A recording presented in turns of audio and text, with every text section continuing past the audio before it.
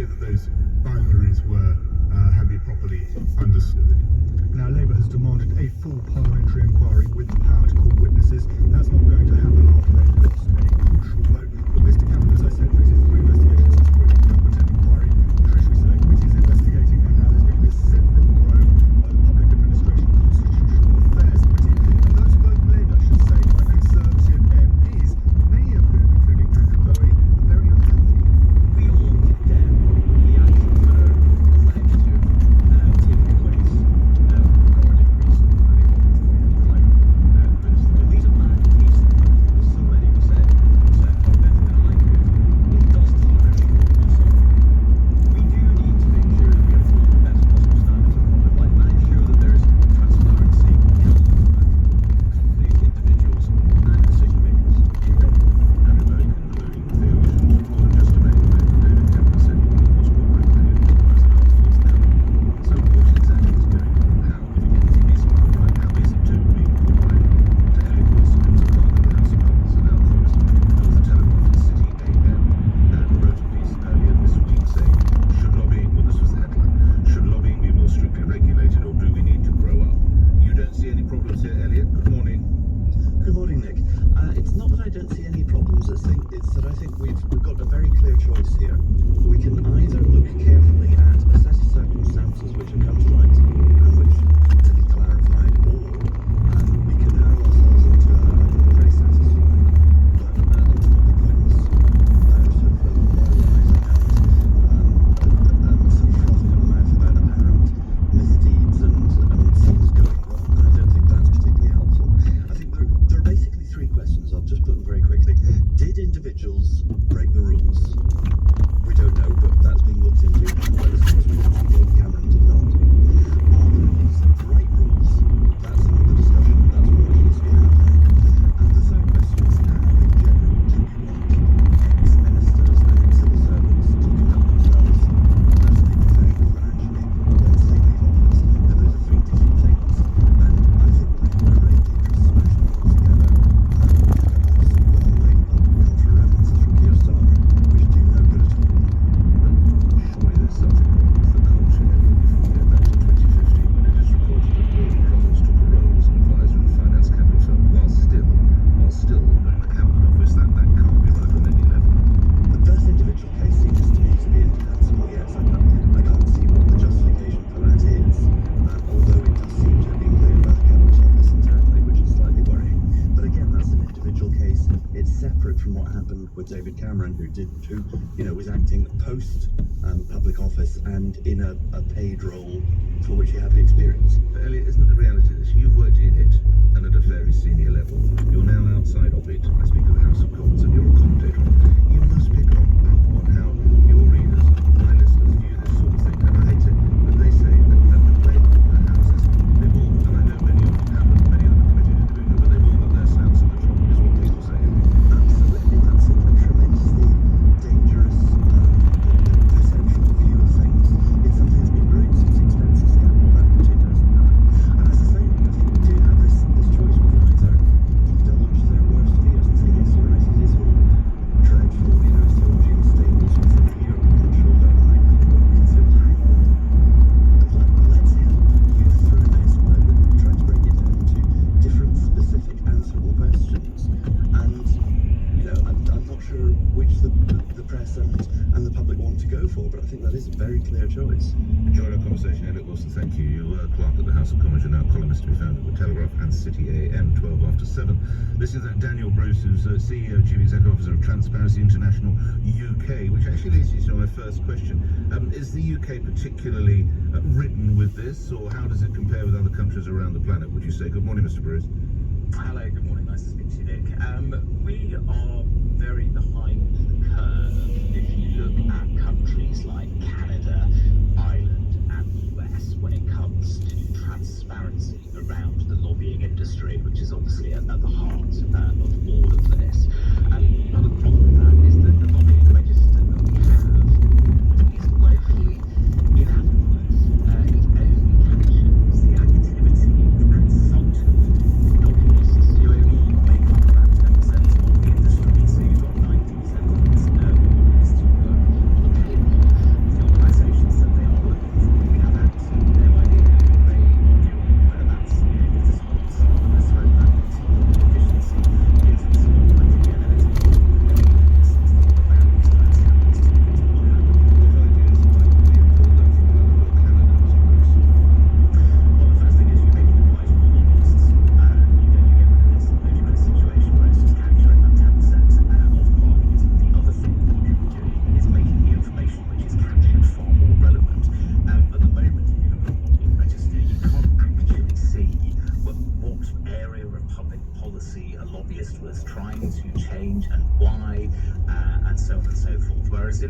countries. You have an idea of how much money has been spent on the lobbying. You can see the policy or policy area that's being influenced. So you're able to build a far clearer picture of why is trying to influence public life.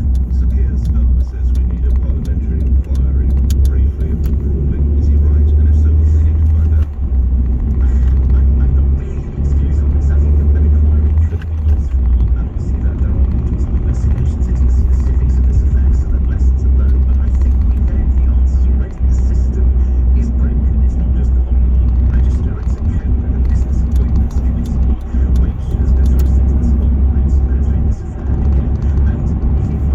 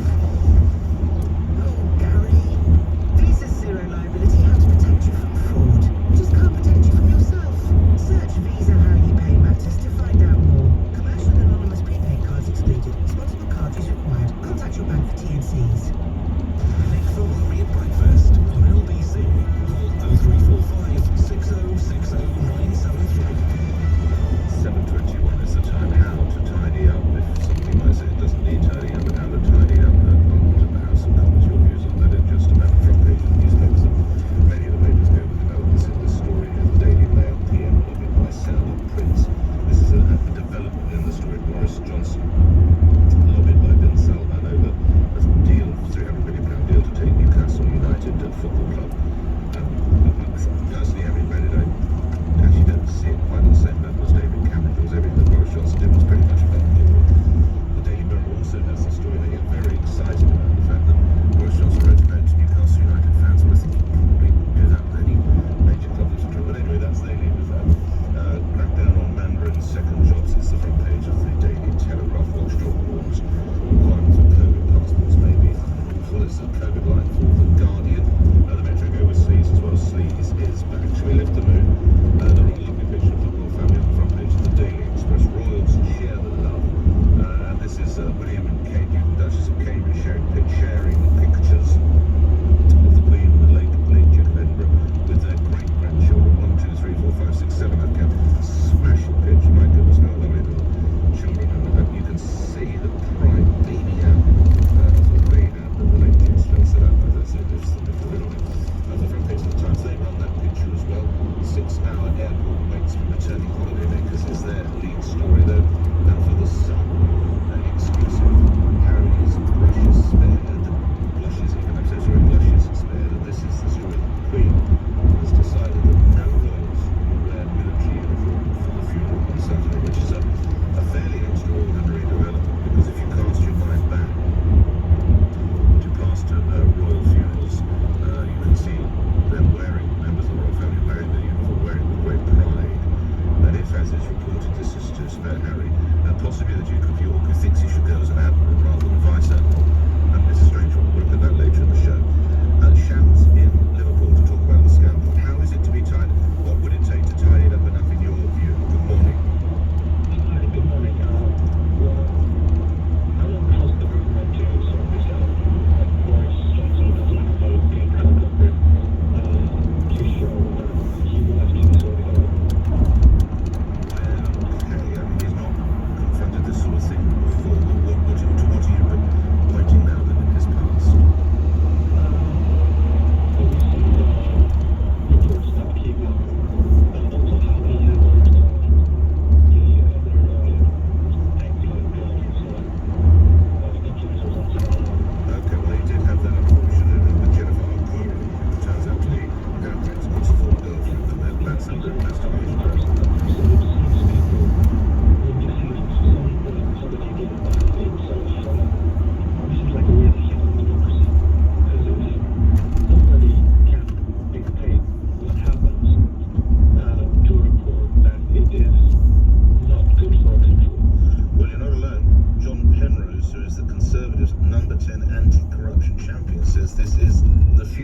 Democracy at stake. So Shams almost taking your exact words. Thank you for that. We'll have more reactions on this later in this hour. But to other matters, and this is a story that we have been doing for months here. The fire and rehire scheme from British Gas, which itself came under fire last night after hundreds of engineers refused new deals. Now, British Gas, who make untold millions in profits and have declined to come on the show for the last 3 months, point out that around 98% of British Gas staff have accepted these new contracts. What they don't tell you is that in some key areas, such as engineers, the take-up is far, far, far lower. And many have, after many years of service, engineers decided to return their vans and give up. Let's bring into the conversation John Carter, who was with British Gas for 16 years, lost his job yesterday. Prior to this, he'd been in the army for more than 20 years, and he joins me now. Why, Mr. Carter, did you decide to hand back your van? Good morning. Good morning. Yes, it's just the use of fire and rehire. It's just morally wrong, and I couldn't accept the terms and conditions when firing rehire was used as a threat to accept these conditions. The British Gas say 98% of your colleagues could. Well, as you spoke to one of my colleagues yesterday, he didn't accept the conditions. He was forced to accept them conditions. There is a difference, I think, with accepting them happily and being forced to accept the conditions. What did it mean for you personally? How much money were you going to lose, or how would it have worked?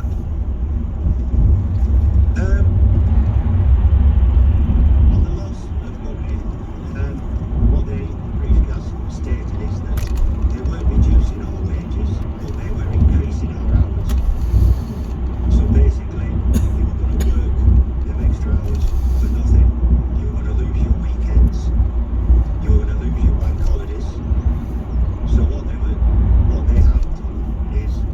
reduced your base pay, but passively increased your hours for the same pay.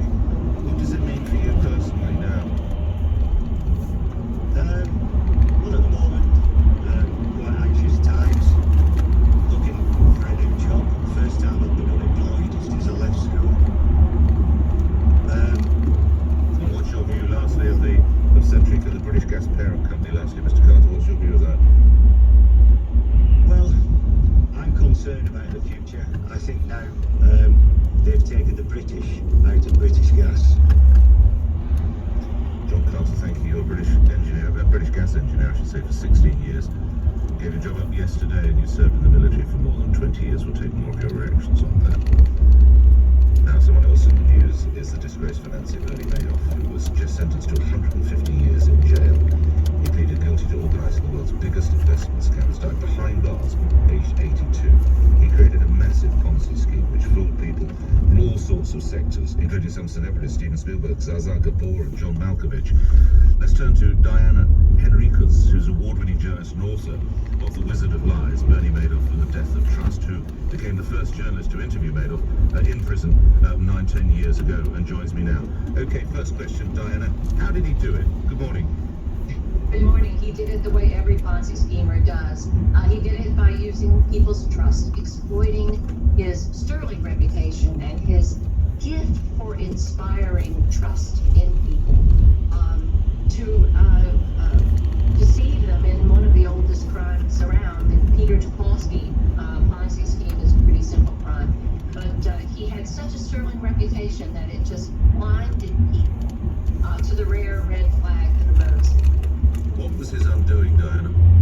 Well, the meltdown in 2008, primarily, the financial crisis here after Lehman Brothers, the big Wall Street firm, filed for bankruptcy, and the auto industry was circling the drain. There was a crisis of confidence, and a number of Bernie's large investors, including some based there in the UK, were facing cash demands from their own investors. And Bernie's downfall, Will's Achilles heel, was he let people get their money out pretty fast. He had to give them 15 days notice, and in the hedge fund world, it's a year or 3 years even. But they could get their money quickly from their Madoff accounts, and so that's where they turned first when they needed that extra cash. We've got a note in one of the London papers here, Diana. When it folded, he needed $7 billion worth of redemption calls. He had around 300 million. I mean, these are vast sums of money, by the way. But he only had $300 million to hand. You recognise those figures, and what did he do? Diana, can you hear me? Unfortunately, I think we've lost you. I can see you, bizarrely, but I can't hear you. Diana, one last chance, otherwise now I can't even see you. And I have so much to discuss on that story. Oh, well, that's the modern world in which we live. We must move on. It's 7:30. You're listening to Breakfast with me, Nick Ferrari, here on LBC. Coming up after the news, why there's a change to our Matchbox cars.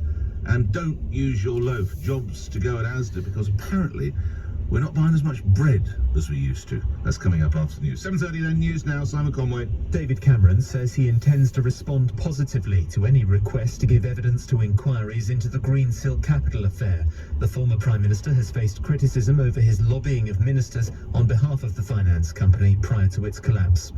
The Defence Secretary has confirmed all remaining British forces will withdraw from Afghanistan from next month, along with their NATO allies. Ben Wallace says any attacks on Allied troops will be met with a forceful response. Leading doctors say pubs, restaurants and offices should be given ventilation guidance when COVID restrictions are relaxed and more people go indoors. The British Medical Association thinks more needs to be done to promote the importance of fresh air.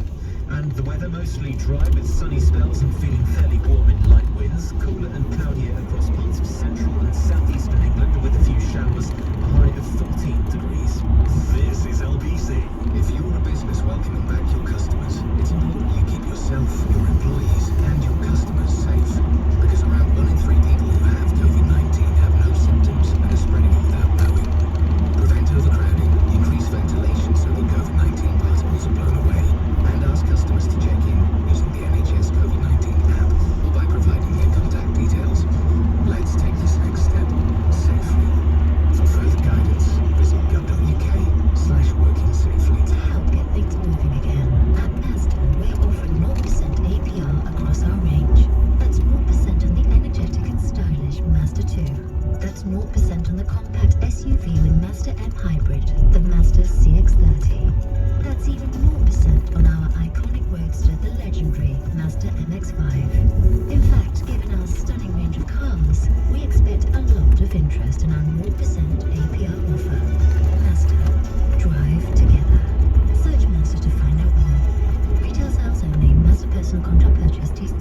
subject to status 18th and over. Excludes all new Mazda MX-30 Mazda Financial Services.